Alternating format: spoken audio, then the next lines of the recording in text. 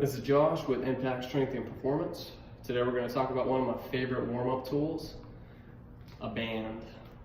So for our red bands, it's our lightest bands that I found that work effectively.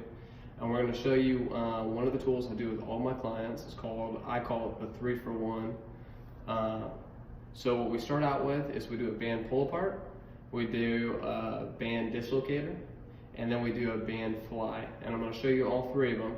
But this is a warm-up to effectively warm up your upper body, especially your shoulders, getting them loose, stretching them out, and really focusing on tiny muscles that a lot of people don't focus on.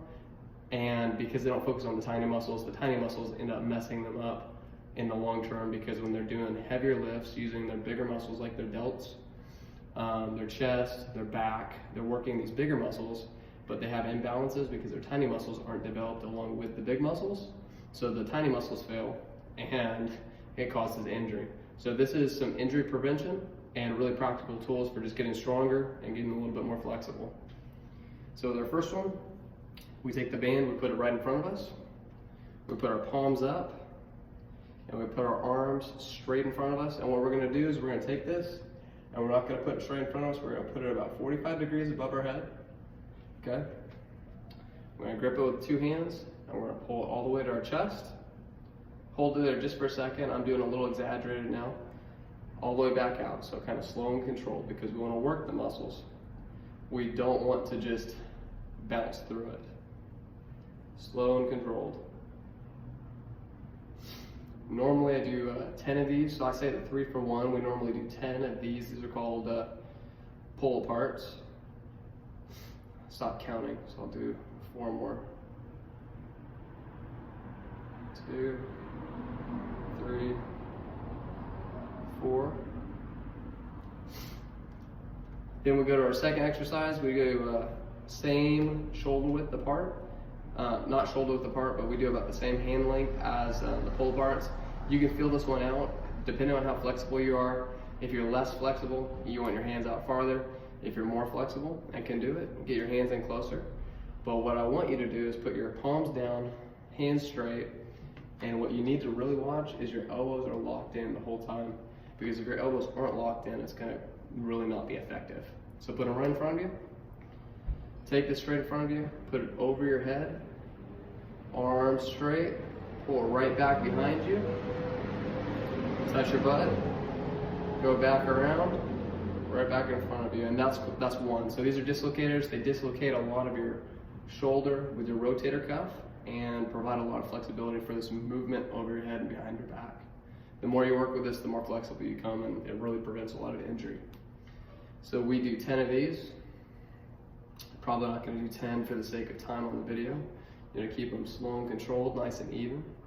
If you have a sticking point, like right behind your back where it's a little more tight, you can just hold it back there. Just work it a little bit. I'm going to do 2 more. These are really good though.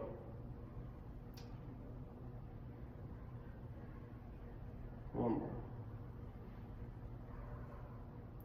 And this brings us to our next exercise. So we take it like we would be. We start in the hands bottom down position, and we're gonna take it, squeeze with our fist really tight. One more thing, when you're doing these, you want your wrist tight. So make a fist like you're gonna punch. Don't have loose wrists that are being bent all around. You wanna have strong fists. It's gonna help work just some more stuff in your forearm along with your stretching. So put this behind your back like you have been, and let it rest right on your shoulder blades. If you don't know where your shoulder blades are at, it's probably right along the same line of the lower part of your chest and the back on your back. You're gonna make a strong fist. Don't let your wrist come unlocked. See, like this, you want them strong. And what you're gonna do is you're gonna hold it out to the side, and you're gonna bring your hands together until your pinkies touch. When you get to the end, don't just get your knuckles touching.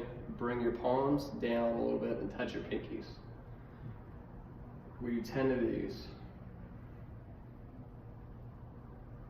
4.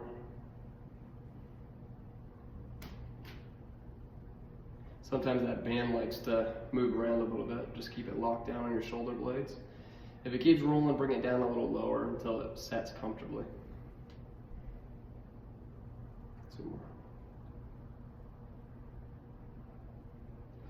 Normally when I do at the end, it's not the 3-for-1, but I do a little bit of a stretch up here, stretching out the lats, stretch behind my back with that and in front of my face, and then I bring it over to the other hand. That's just one that I just was messing around with and found I like that one a lot. I think it's pretty effective for stretching out the lats. Take it right back to the center, and you're done with your band portion of your warm-up. Keep crushing it.